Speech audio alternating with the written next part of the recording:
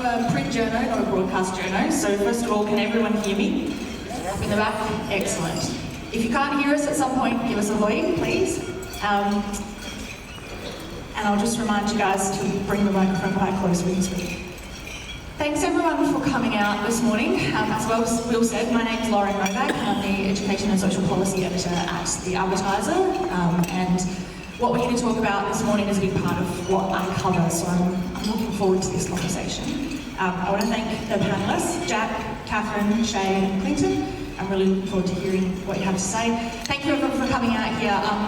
And thank you, Asham. You mentioned the sunrise, and I was thinking the same thing on the way in this morning. It was beautiful, at least for me, beautiful pink sky, and I was thinking that I'm really grateful to be on Gunner land, and I want to pay my respects to Gunner elders past, present and emerging, and to other First Nations people in the room this morning. And I also want to acknowledge the victim survivors in the room, many of whom I have had the privilege of hearing their stories in great detail and being able to share them with South Australians through the paper, so thank you.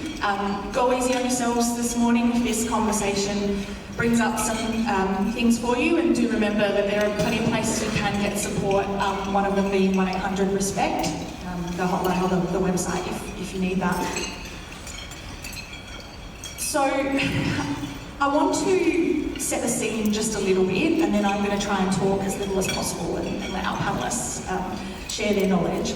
But we are here this morning to talk about the theme of children, the silent victims. And I think that there's been a prevailing view for a long time that children, unless they are directly physically assaulted, for example, that they are too young to understand what's happening, that they will forget, that they don't understand, or that they'll grow up and it doesn't have a lifelong influence. And I think probably everyone in this room now understands that that's very much not the case, and that there is lifelong impacts from violence that can happen from birth. So we want to talk about that a little bit. We also heard earlier about the report that Professor Kate Fitzgibbon did for the Royal Commission into domestic and family and sexual violence in South Australia, and that is a genuinely shocking read. As someone who has covered this issue for more than a decade, to hear what the young people told her about what they've experienced, to have had their noses broken by their own parents, to have been beaten so badly that they couldn't walk, they couldn't go to school, to have been kept literally prisoner in their own home by parents using coercive control. These are children living in this state, and that is happening right now. So they may be silent. In some cases they might be too young to verbalise, or they might be too afraid. Or they might have reached out for help and not been listened to, but it is definitely happening.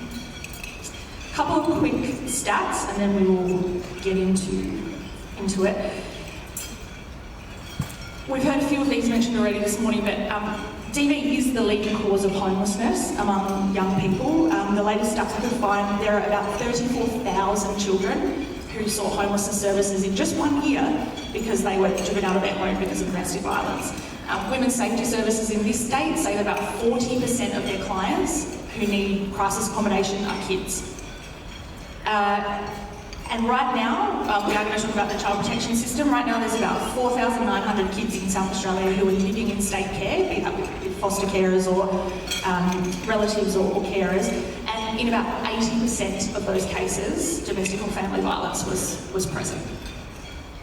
The impact also, as we talked about, is lifelong. If you just think about from the Australian Child Maltreatment Study, which was mentioned earlier, so children who experience maltreatment are 4.5 times more likely to have reported a suicide attempt. They are 4 times more likely to have reported self-harm, and they are more than 2 times more likely to have ever been arrested. So again, this undeniably has an impact. We are here to hear about that experience of children this morning, and so I want to start by talking to Jack. Jack is going to share his lived experience with us. Jack, I'll let him tell his story, but Jack grew up with his birth family, living with, at different times, his mum and his dad, and now lives with his stepmum. While he wasn't formally removed into the child protection system, he has siblings who were. Jack, I want to ask you if you would start by telling us what are some of the earliest things that you can remember about violence or abuse in your home? Okay, so early stages, I think, the memories, it's hard to remember exact things, but, I think the abuse built up, it doesn't just magically start, it builds up over time. So behaviour like, yelling, the physical abuse, I can definitely remember, and just the manipulation from, my father when I was living with him, along with, everything else that he would do. And I think, that's more evident in when I started school. So I started at a private school in reception, and I was very troubled, and I was a very aggressive kid, and I actually got, well, it wasn't expelled. The principal said, if you don't leave, we're going to expel you, but that's all right. And that behaviour reflects from what, I was treated by my father. So yeah, oh, there we go. And yeah, it was built up over the years and years and years. So, it got more physical, it got more aggressive. As I got older, being a teenager, talk back more, and then as, my father got older, being more stubborn than he already was. I know, it built up over time, physical abuse, and I'm going to highlight one thing to set the, my sort of thing. An experience that I had when I was kicked out of my dad's home in 2019. And then, so we had an incident where, I was on the phone to my mum, because I'd go to my mum's on the weekends, every weekend, I was Saturday and weekly. And yeah, so I was on the phone to my mum, and she asked, "Oh, Jackie, coming over on the weekend?" And I said yes. And I was in the lounge room, my dad was in the kitchen, and I was finishing my conversation, I hang up the phone with my mum, and all I remember seeing is, my dad standing in the walkway leading into the lounge room, just standing there. And my heart sank, because I instantly knew that something was wrong, and I'd said something bad. And then he had said, "Oh, Jack, I thought you weren't going to go to your mum's on the weekend." And he was obviously drinking, very angry, very mad. And then so I knew my heart sank as soon as he said that, because I knew something bad was going to happen. And I'd never seen anyone's attitude or behaviour switch so quickly. Instantly it became yelling, physical, like hitting, and then probably one of the worst experiences of my life was he took all my photos, my primary school, work, photos, drawings, all my evidence of me as a child, and then he went out the back and burnt it. And then he made me, I remember it very specifically, him holding, both the side of my head, his cold hands on the side of my head. I tried to get away, I was trying to close my eyes. He was forcing me to watch him burn all of my childhood memories, and that was one of the hardest experiences of my life, definitely. And then that night, after that, he made me pack my stuff while he was still drinking. It's still very aggressive and very mad. And it'd been like an hour that he was going off with me now. And then he made me pack my stuff at about 9 o'clock, and he kicked me out on the curb. Didn't call no one, didn't do none of that. I think I ended up falling asleep on the curb as well. Then he came out, and it was about an hour after. He was like, "Why are you still here?" And I'm like, I don't know, what does he want me to do? And then he called me a taxi and took me to my mum's, which wasn't any better. It was somewhat better, but it was still that abusive, manipulative situation. That was. And because you're only 16 now, so how old were you then? I would have been about 10, I reckon, maybe 12, 10 to 12, something like that. So, could you imagine someone that young experiencing such a traumatic experience like that? No, and I'm sorry that happened to you. But as a 10-year-old, you're absolutely right. If he says to you, "Why are you still here?" Well, where are you supposed to go? What are you supposed to do as a 10-year-old? Do you have a mobile phone? And we're going to get into that about how young people can ask for help in this current system. And the answer is not easily, and what more we can do about that. You said, Jack, that while there can be plenty plenty of criticism of the child protection system. In your case, you do believe that intervention by the system was necessary and helpful. I want to ask you about that in a minute, but I also want to ask Catherine, you're sort of on the flip side of this equation, where you work for the system that then receives children like Jack. So is his story, as shocking as it is it common? And how do you work with children who come into the system having had these experiences? Thank you. Unfortunately, it's not uncommon. As you mentioned, about 80% of children who have been removed from their family have experienced some form of domestic and family violence. The Royal Commission also told us that about 45% of families who come to our attention also have experienced domestic and family violence, so we know it's widespread. We see firsthand the impact that it has on a child's social and emotional well-being, and our practitioners are highly attuned to the issues surrounding domestic and family violence and how they work with families. So,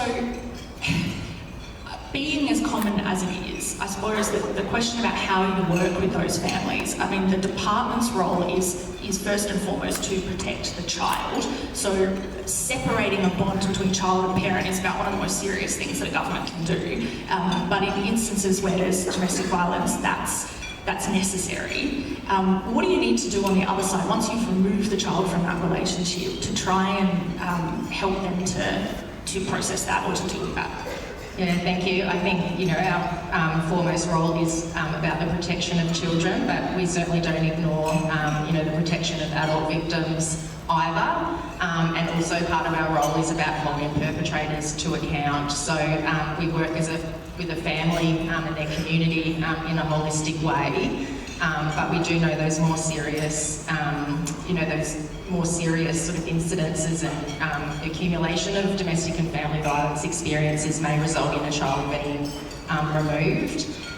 Once they do enter care, we have a range of interventions that a child will help to support their ongoing needs and their healing. So we have a range of placement options from our foster care and kinship care, with being placed with family obviously being our first priority, and our residential care that have models of care that are therapeutic. We offer psychological support. We work closely with our health colleagues and healing supports as well for Aboriginal and Torres Strait Islander children. Making sure that they have a cohesive care team around a child to meet that every need. Shay, if I can ask you, so from Jack's experience, again, where does a young person go to ask for help? Can you talk to me a little bit about what Safe Steps has learned about how young people try to reach out? Because one can only imagine how difficult that is, and for Jack, for you to sit up here and tell people about effectively the worst moments of your life, to be able to reach out and make that call. How difficult is it for young people at the moment, and what do we perhaps need to offer them instead? Yeah, sure. So I'm from Victoria. Disclaimer. I won't hold it against you. Thank you. I'm from Safe Steps Family Violence Response Centre, which is the statewide 24/7 crisis response. We're a phone line. If you've got a teenager, you know that they don't pick up the phone. So that's, I think, the first problem. So when a young person is in crisis, where are they reaching out for help? They're not necessarily going to pick up the phone to ask for help. There is other places that they can go for help online, but a lot of those are sort of long websites with complex information that don't necessarily speak the language of young people. The other part of that is, and we hear this from research from Kate's research. Kate recently did some research for us as well, and we've got another project, research project that's going to be launched, which looks at our own case files with young people involved. And what we know is that those young people that have been interviewed and that we've spoken with all say, even if I did tell someone, there was no help. So that school disclosure often doesn't go anywhere. that close family member disclosure often doesn't go anywhere. So there's a real lack of support that speaks young people's language. When they do enter the family violence system, it will be in the care of a protective parent usually, and as from Jack's case, there might not be a protective parent. So a young person might then, if they're independent, might then go to a youth service, and youth services are awesome. However, many of them don't focus on that family violence experience. They focus on the homelessness, which is, you know, the symptom, or there's a protective response, which again is when you're getting into those upper ages, 14, 15, up to 18, protective response is not going to be appropriate. So we really want to talk to young people. We want to get young people together to co-design a response, a national response, so that if they are in crisis, there's information for them there, in physically where they are, but also digitally where they are. Yeah, and one of the things that the Royal Commission here talked about was this idea of needing parental consent to access a lot of these services. So if you're a young person who's seeking a health service or a legal service, chances are that you're going to be asked if you're under 18 for parental consent. And as we know, in many cases, and the data says, the parent is the problem in that situation, or the alleged perpetrator. So parents are the other element of this discussion, and I want to bring you into that, Clinton, because you do a lot of work with the whole family. And we do know that the data does tell us that more family violence is perpetrated by men in Australia. So you do a lot of work with men. But I want to ask you, when a family either is referred to your First Nations healing, or you're working with them in some other way, how do you bring in a family where there must be so much conflict, so much shame potentially, and actually get them to open up and talk about what they need to change that? Good question. I think the most important part is we need to hold a space, and that means giving up our authority in that space when we're working with families, because they are the experts of their lives. We can come in and we can say, we're a service, we know better, and dictate, which a lot of our services do. But what makes us a little bit unique in terms of, well, we understand the problem, but how did we get here first? Because we need to understand you before we can work with you. And we need to understand if I'm the right person, or there's someone else in the organisation, or we need to bring other people in as well. So again, it's about humbling ourselves as service providers and saying, well, what does healing actually look like for you? Not just safety, because safety, all our services are geared towards safety, but we're looking at something that's different. So how do we access healing pathways? How do we access what mum needs, what dad needs, what the children need? Who else is in the families? Because for First Nations families, it's not just a nuclear family. It's not just mum and dad and kids. It's grandfather, it's cousin, it's auntie, whoever. All of those people play a very important role in keeping that household safe. So then how do we bring everybody in to feel included in that and feel empowered to make those decisions, and empowered to hold people to account, but not just account, but also how do we reinforce behaviour change to be sustainable and not just something that's a once-off conversation. Yeah, absolutely. And because you're working with First Nations families, I want to ask you, and again, Ashen touched on it earlier, this is another big question, I'm sorry. Can you talk through with us how that impact of colonisation actually is what's at the heart of a lot of this violence? For people who might not have an experience of that, who might not understand it, what happened with the removal of children from Aboriginal families that has then set up that sort of generational pattern? It's very violent in terms of the first removal of Aboriginal children. So that's what we can't forget as well. So when you're impacted by trauma, there needs to be a healing that happens. And for First Nations First Nations people, that healing has never happened, and it still hasn't happened. So when we have these policies like the Aboriginal Protection Act, which allowed by law for Aboriginal children to be removed in such violent and horrendous ways, in terms of to breed the Aboriginality out of children and to assimilate them, where is the healing taking place for that? So that's the sort of stuff we talk about. That's colonial violence, and that stuff hasn't been addressed. And when we look at, and not to be disrespectful, but the child protection system has been built on those bones, has been built on that foundation. So we still haven't fixed that problem. So that's why when we talk about deconstructing and decolonising, that's what we're talking about. We need to start clean. We need to start on a clean slate and design something that's for First Nations people, because if we add the elements that are already in practice now in the mainstream setting, then we create something for First Nations people. We're inclusive of everybody then. Because now we're talking about social and emotional well-being. Now we're talking about culture and identity. Now we're talking about kinship structures and the responsibility of those kinship structures, all the cultural connection points that keep us safe. So we talk about in mainstream getting kids to school as a protective factor. It's not for us though, because again, even the schooling system is built on colonial foundations, because look at missionaries and you look at all of those sorts of elements. So it's a very violent history that First Nations people have had to live through, but we still haven't got the healing pathways from that violence to now, and that's something that we really need to do in order to change systems, to change sectors, and be that transformative approach, and not just be person-centered. It needs to be culturally centered, it needs to be quote-unquote holistically centered, but it also needs to be meaningful. It struck me then what you said about getting kids to school as a protective factor, but not for us. And that, I think, goes to the heart of what you were saying about asking families what they need to solve their problem, because you're right, I think most of us in the room would probably think getting a kid to school, eyes on, you know, a teacher can make a mandatory notification to child protection, like that's a safe place for them. But not if that child is walking in there feeling like they're being surveilled.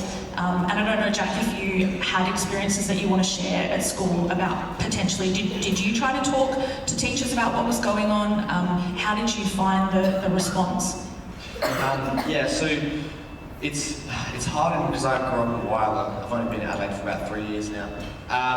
But no, it's hard in regional schools, especially because, you know, everyone's very close, especially in the schools, but, you know, half of my teachers knew what was going on at home. You know, I'd spoken to multiple teachers about what was going on. You know, my principal knew, like everyone knew at my primary school what was going on. Even my friends knew, you know, and like they would tailor their learning towards me. You know, they would give me extra breaks, or they would ask me, you know, how's home going, sort of thing. And it makes me think, like, if they knew what was going on, why did it not change for years? You know, it continued on for years. You know, they knew exactly what had happened. But I guess it's just the way that, you know, whether it's the system set up or, you know, what they were doing, or you know, if so many people know, especially teachers, it has to be a systemic issue for that not to be reported, or not something to get done because of that. You also talked when we met earlier about the response that you'd had from police, which again must be such a sort of terrifying reality for a child to realise that they have to call the police on their own parents. Can you tell me a little bit about the incident that you mentioned earlier and the response that you had from police? Yeah, okay. So about, I think it was last year, mid-last year, me and my sister would go down and see my mum, just stay there in the holidays, just stay there for a week. And, you know, we got there and we suspect that she was, you know, substance abusing at this time, but we weren't even there for an hour and she was already in a violent argument with her new boyfriend.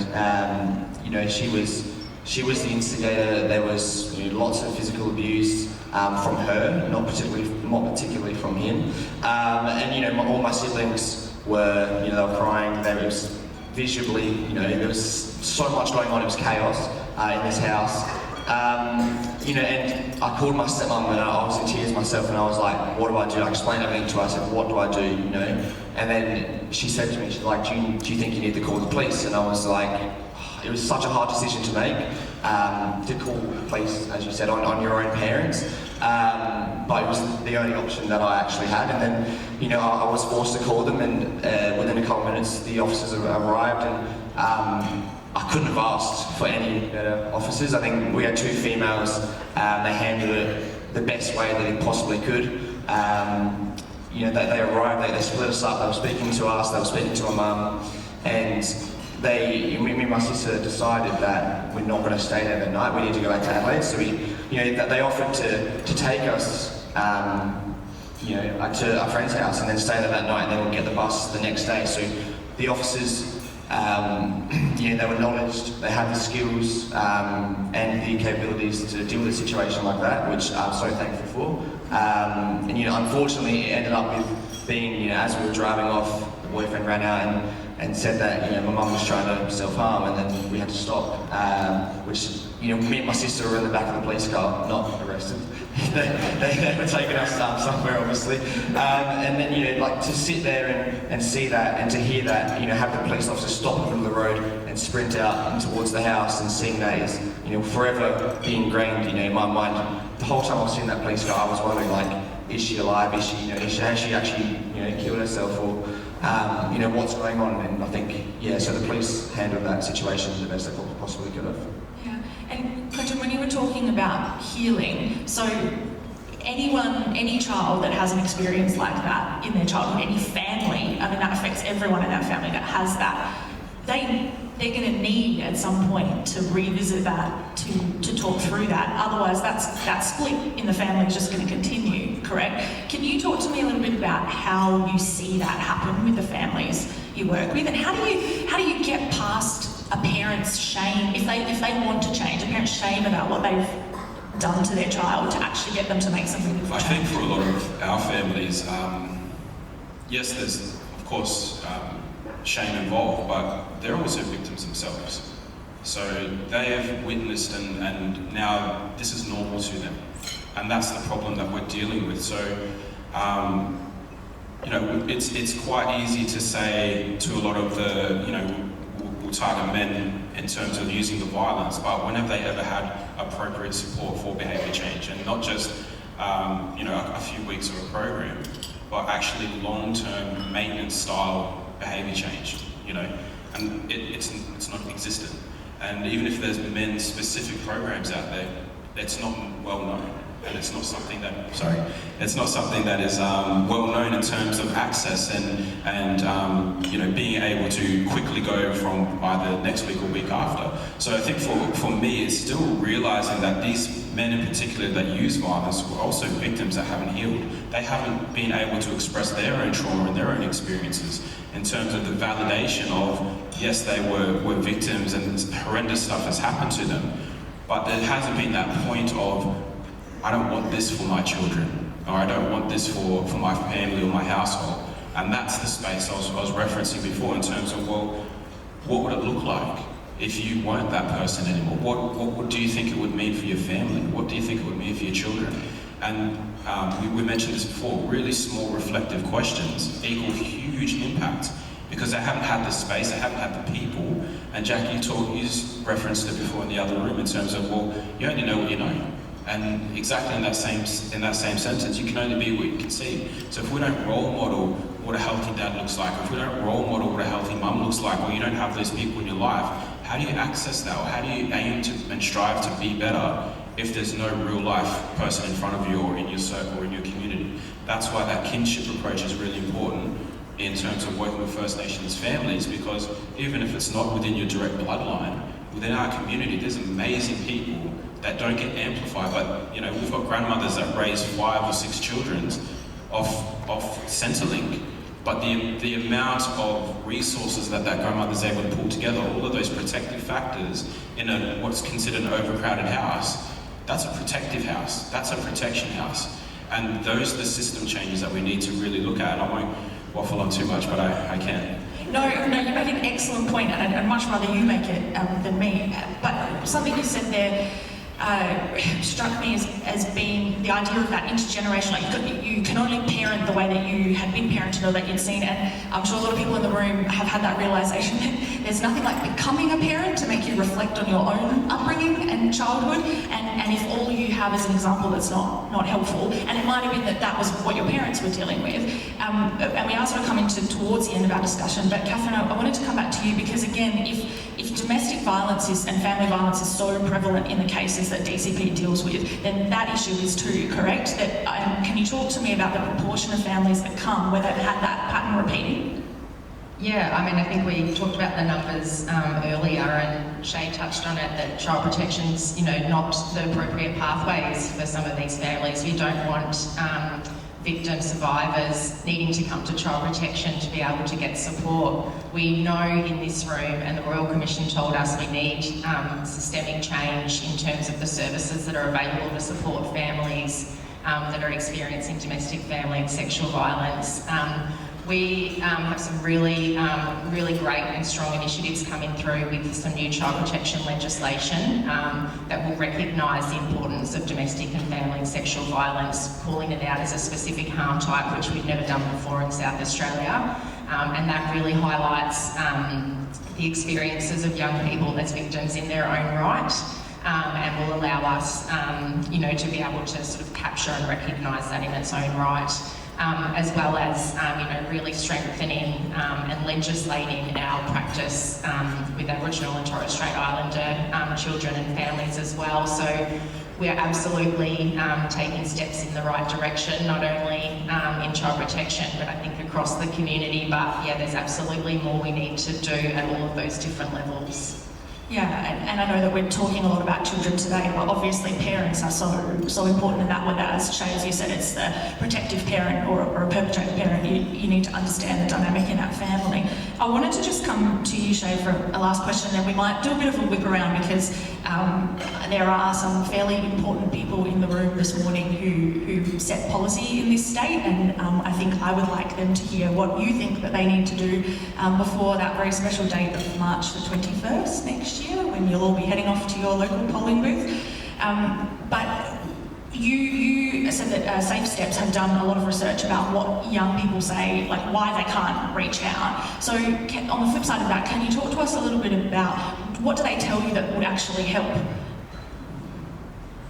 I think that's such a critical point, is that any responses that anyone comes up with, including the government, need to be led by young people. Again, another simple but very important point. Yeah. And what we've heard, and we've heard over and over again, is that young people reach out for help and they don't get it.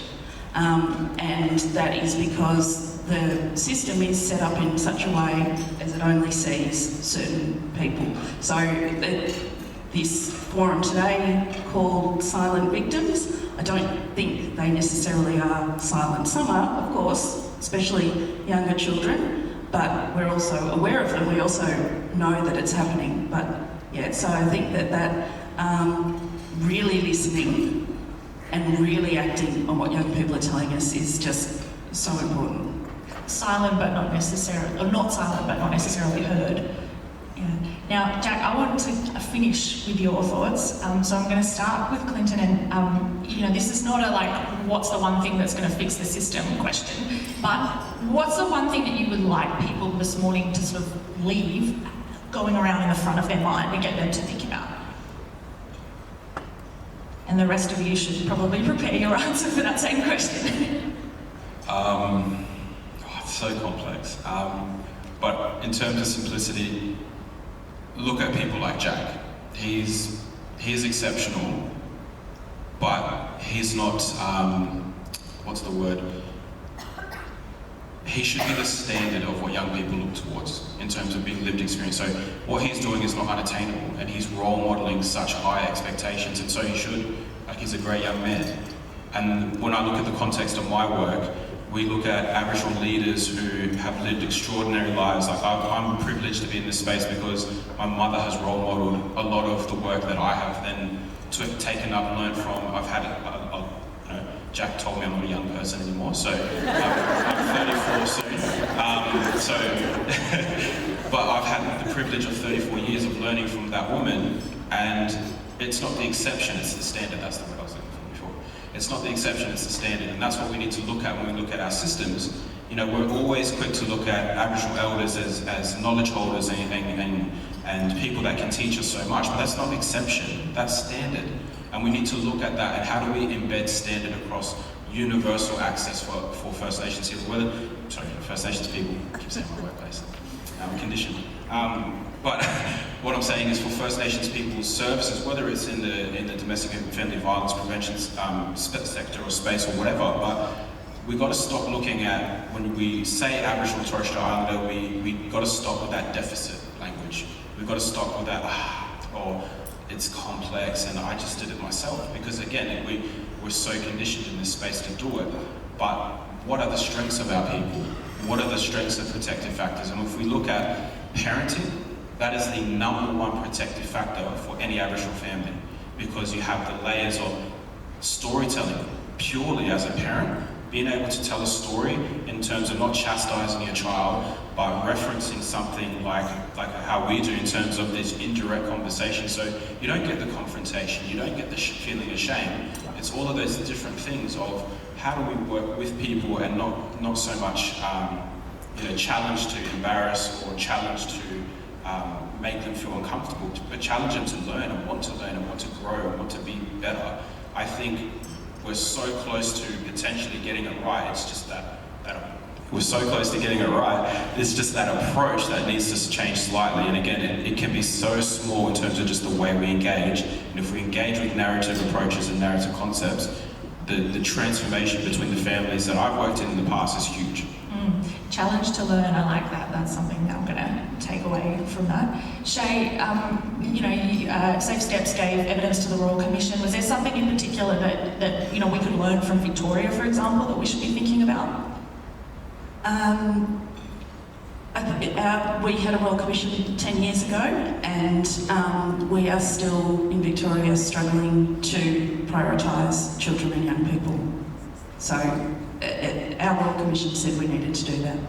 So I think that's the learning. Make sure, like we are much better at Aboriginal-led responses now. We need to keep doing that, and we also need to get much better at youth-led responses. Yeah, well, that was definitely clear in the recommendations of the Royal Commission. Catherine, something that we can see soon for change? It's probably similar, but I think we have the voice of lived experience. We do hear from young people. We all have a responsibility to believe and to action. We know that some of those youth-led services are not available or accessible for young people. There's other ways that we can offer support. I think we also just need to hear from people who are perpetrating violence and what is making the difference for them. You've had, amazing outcomes that you've talked about. How do we leverage and learn from those and expand those? We need to, break that cycle, and we need to hear about what's working so that we can design those services to have the most amount of impact. Yeah, absolutely. Hear what kids need, but also what would help parents. So Jack, what do you want the people in this room to walk away with when they're thinking about children's experience of this specifically? Well, there's a couple of things. I think, as a rule, they're seeing these things are actually happening. These horrific things, are happening behind closed doors. But I think I want to point out, young people should be at the table every single time that there is a decision being made about them or that will affect them. It is so crucial to have young people. It is so crucial to have young people's voices, and especially when it affects them. If there's decisions about adults, we have adults at the table. But there's so many times where young people could be involved when they aren't, and I think that is something that's so crucial. And again, as unreal as some of the stuff seems, it is happening behind closed doors, and we need to proactively work together. Not as left or right, just together as one to push and make a cultural change. But then also the Royal Commission. We need to really work hard to implement the recommendations of this Royal Commission, but we must not stop at the Royal Commission. We can't just do all the recommendations and say, yep, that's it. We need to keep working. The Royal Commission those recommendations are a stepping stone. They're the first big leap, and then we need to take another leap and another leap and another leap to truly build a system and a culture that protects children the best we can.